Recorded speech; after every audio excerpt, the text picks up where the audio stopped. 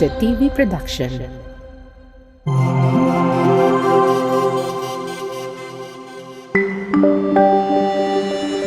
Your only island TV channel.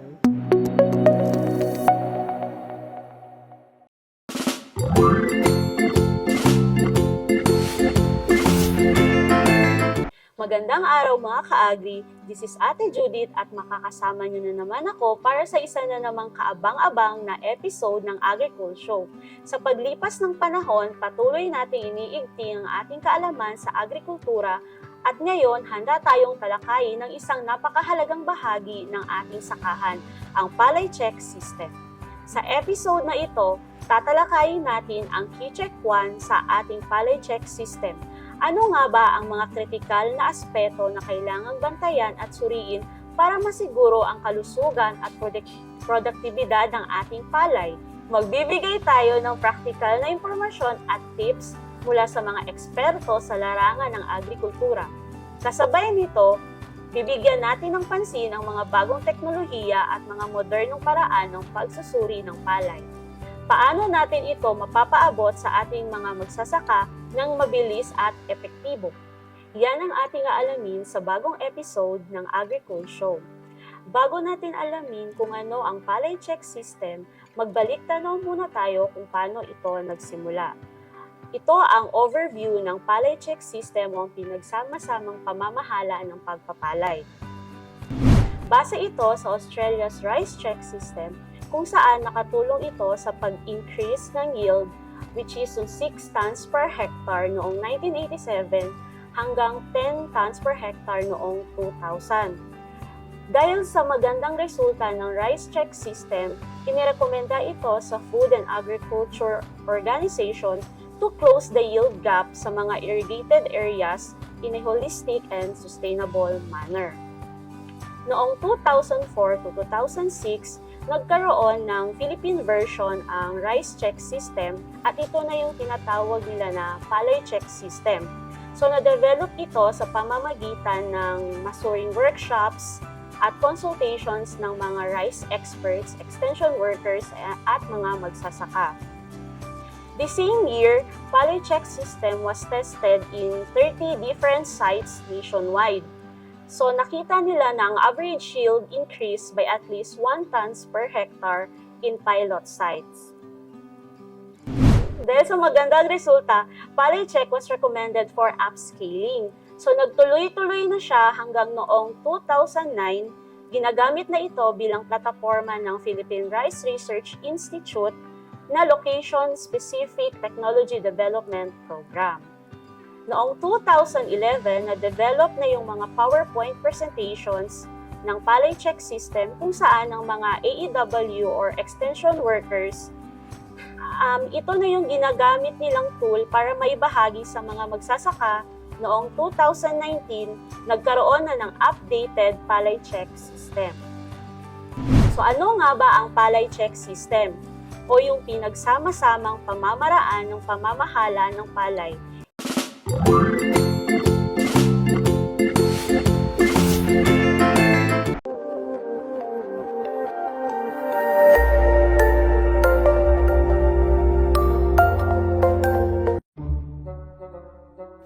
Palay Check System, pinagsama-samang pamamaraan ng pamamahala ng palay.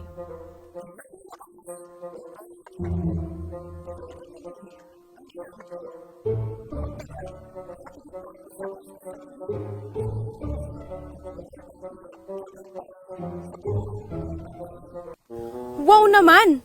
Palagay ko, mas mataas ang aanihin ko sa'yo. Busog kasi sa sustansya ang aking palayan. Tamang uri ng pataba, tamang dami ng pataba, at sa tamang panahon ng pagpapataba ang ginawa ko. Ano ba yan? Parang tiyak kayo na kayo ang aani ng marami ah. Ako ang aani ng marami dahil walang sakit at peste ang aking palayan. Ibig sabihin, walang kaagaw sa aking ani. Kaya, ako ang nagwagi. Hamak na mas mataas ang aking ani. Mga kaibigan, alam nyo kung sino ang ani ng mataas? Sino? Wala sa inyo. Palay Check System. Pinagsama-samang pamamaraan ng pamamahala ng palay. Sa Palay Check System, magkakaugnay ang tamang pagpili ng binhi, paghahanda ng lupa, pagpapalaki ng punla at pagtatanim, pamamahala ng sustansya, pamamahala ng tubig, pamamahala ng peste, pamamahala ng ani hanggang sa pagpapatuyo, paglilinis at pag-iimbak ng binhi na siyang makakaapekto sa paglaki ng palay, ani, kalidad ng butil at pagpapanatili ng ligtas na kapaligiran. Nakapaloob rin sa Palay Check System ang sama-samang pag-aaral at regular na palitan ng kuro-kuro at mga sariling karanasan nang matulungan ang mga magsasaka na matutunan ang mga teknolohiya at pamamaraan na angkop sa kanilang bukirin. Kaya mga kaibigang magsasaka, hindi natatapos sa dekalidad na binhi o tamang sustansya o tamang pamamahala ng sakit at peste ang pagkakaroon ng mataas na ani. Lahat ng ito ay magkakaugnay sa pamamagitan ng pagsasagawa ng mga teknolohiya at pamamaraan na makapagbibigay ng mataas na ani at kita. Now I know. Kailangan nating sundan ang batayang key checks at rekomendasyon nito mula sa pagpili ng dekalidad na binhi hanggang sa pag-iimbak ng binhi. At syempre, nakapaloob din sa Palay Check System ang sama-samang pag-aaral nating mga magsasaka kasama ang eksperto ng palay. Sa ganitong paraan ay nakakapagpalitan tayo ng mga kuro-kuro at pansariling karanasan nang mas matutunan ang mga teknolohiya at sistema na angkop sa ating lugar. Sa ganitong paraan, tiyak na mataas ang ani at kita, kaya everybody happy! Ayos! Ang Palay Check ay isang gabay sa pagpapalayan o sistema ng pamamahala ng palay na nagpapakilala ng mga pinakamahuhusay na teknolohiya para makamit ang key check o sukatan. Humihikayat sa mga magsasaka na ikumpara sa kanilang kasalukuyang gawain sa pagbubukid ang mga rekomendadong pamamaraan. Nagtuturo sa bisa ng sama-samang pagpapalitan ng kuro-kuro ng mga magsasaka nang maituwid ang mga pagkukulang sa pagpapalayan, madagdagan ang ani at kita, at hindi maubuso ang kapaligiran. Sistemang Palay Check. Key Check 1. Gumamit ng dekalidad na binhi ng rekomendadong variety. Key Check 2. Pinatag ng maayos ang lupa. Key Check 3. Nagtanim ng sabayan matapos pagpahingahin ang lupa. Key Check 4. Sapat at malulusog na punla. Key Check 5. Sapat na sustansya sa panahon ng pagsusuwi hanggang paglilihi at pamumulaklak. Key Check 6. Naiwasan ang kulang o labis na patubig na masama sa palay. Key Check 7. Hindi bumaba ang ani dahil sa mga peste. Key Check 8. Inani ang palay sa tamang panahon. Key Check 9. Palay ay pinatuyo, nilinis at inimbak ng maayos. Palay Check System. Pinagsama-samang pamamaraan ng pamamahala ng palay.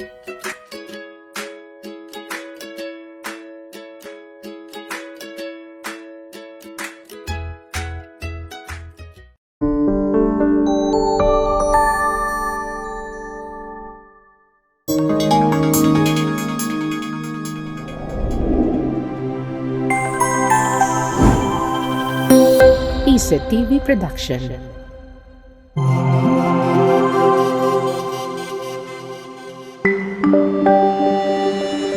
Your only island TV channel.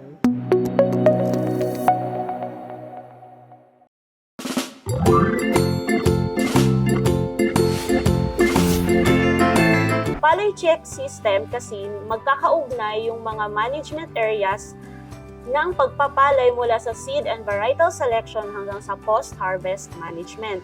Kaakibat din nito ang mga gamit ng makabagong teknolohiya upang magkaroon ng masaganang ani at mataas na kita na hindi nasisira ang environment or ang ecosystem.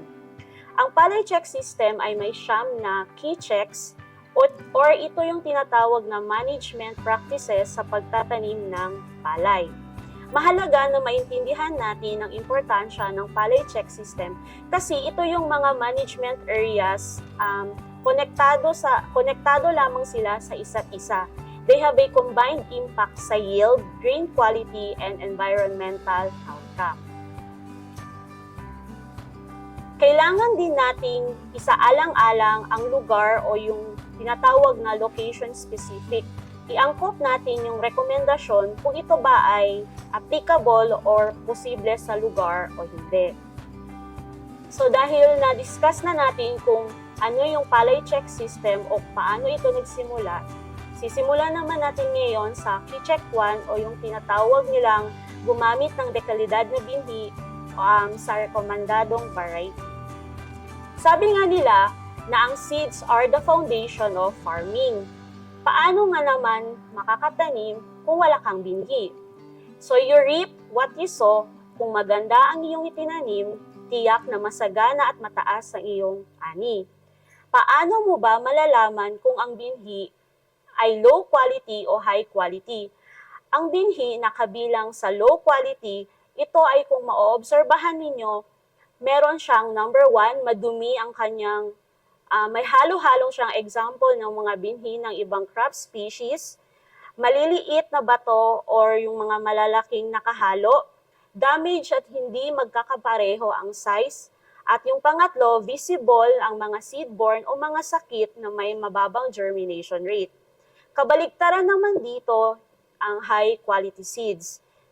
Kailangan puro at halos walang halong ibang binhi o bato, full and uniform size, at the same time, may high germination rate.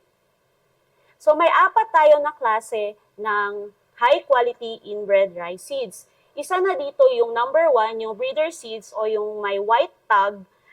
Dito galing yung mga seeds kung saan parang sila ang uniform panicles. They produce uniform panicles. So galing dito ang foundation seeds o yung red tag. So ang foundation seeds naman, they produce registered seeds or yung green tag. Ito yung klase ng binhi na ginagamit ng mga seed growers. At ang huli naman ay ang certified seeds or ang blue tag. Ito yung klase ng variety na ginagamit ngayon ng mga magsasaka natin at ito yung galing sa Department of Agriculture na binibigay sa kanila. So bakit nga ba mahalaga na gumamit tayo ng dekalidad na binhi? Una, para mataas ang germination rate. Number 2, more vigorous seedlings o mas matibay na punla. At ikatatlo, more efficient sa crop establishment. So as the crops develops, it allows uniform growth, crop stand, less pest problem, uniform ripening, and mas madali ang harvesting activities. So dahil dito, pag gumamit tayo ng high quality seeds, may assurance na may 10% increase sa iyong ani. Kinakailangan din na ang variety na gagamitin ay ito yung suitable sa local conditions. Kasi pag gagamit tayo ng variety na hindi angkop sa ating lugar, malamang masasayang lamang ito sapagkat magre-resulta ito ng mababang ani at pagkalugi. Madaming factors ang kailangan i-consider sa pagpili ng binhi. Kagibat dito, dapat resistant siya sa mga sakit at peste, available sa locality, mataas ang market demand. Nakadepende din dito kung ito ay gusto ng farmers o ng consumers. Masasabi natin na ito ay dekalidad na binhi kung ito ay certified by the National Seed Quality Control Services or yung NSQCSI ng BPI or yung Bureau of Plant Industry. Ito yung ahensya na naninigurado na dekalidad at puro ang binhi na ipapamigay. So, recommendations to achieve key check 1. Kinakailangan na naka-attach sa sako ang blue tag. Ito na yung sinabi ko kanina na certified seeds. Ito ang nagpapatunay na ang binhi ay certified at tumaan sa germination test. Kung ito naman ay old stock o galing naman sa previous season, kinakailangan itong dumaan uli sa germination test para masiguro na ito ay tutubo pa. So pwede tayong gumamit ng Binhing Palay app. Ito yung application na pwedeng gamitin offline or kahit walang internet. Available ito sa mga Android phones, tablets, at walang bayad. So malaking tulong ang application na ito sapagkat lahat ng klase ng binhi ay makikita sa app na iyon. Makikita din doon ang agronomic data, iba-ibang peste na pwedeng resistant or resistant and susceptible sa binhi, at the same time ang kanyang milling recovery. Makikita rin sa app na ito kung anong variety ang angkop sa iyong lugar. So kung gagamit tayo ng dekalidad na binhi, tiyak na masaganang ani at mataas na kita, high grain quality at higit sa lahat, minimal damage to environment ang ating matitiyak. Importante din na sundin ang ibang key checks upang mas mataas ang potensyal na maabot ng mataas na ani.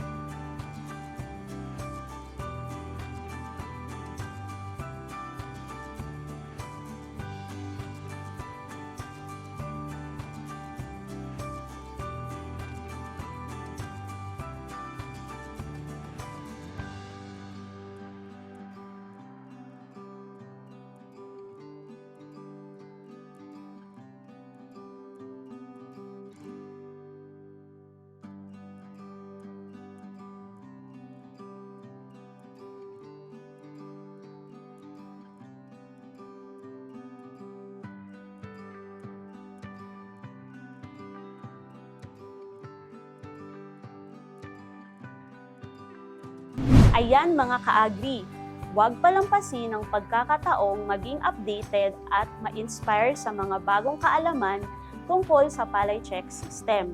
Tunay ngang sa bawat yugto ng ating pag-aaral at pagsusuri sa agrikultura, mas lumalalim ang ating pag-unawa at pagmamahal sa mundo. Kaya't mga ka-agri, makiisa sa ating masusing paglalakbay tungo sa mas positibong sakahan at masaganang ani. Hanggang sa susunod na episode ng AgriCool kung saan ang agrikultura ay hindi lang basta trabaho, kundi isang cool at exciting na mundo na puno ng kaalaman at pag-asa para sa ating lahat. Ito ang programa kung saan ibibida kung gaano ka-cool ang agriculture. Ito ang AgriCool Show.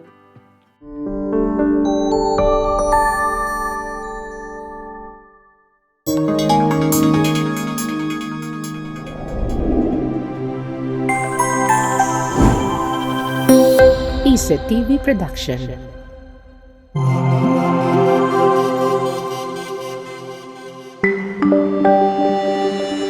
Your only island TV channel.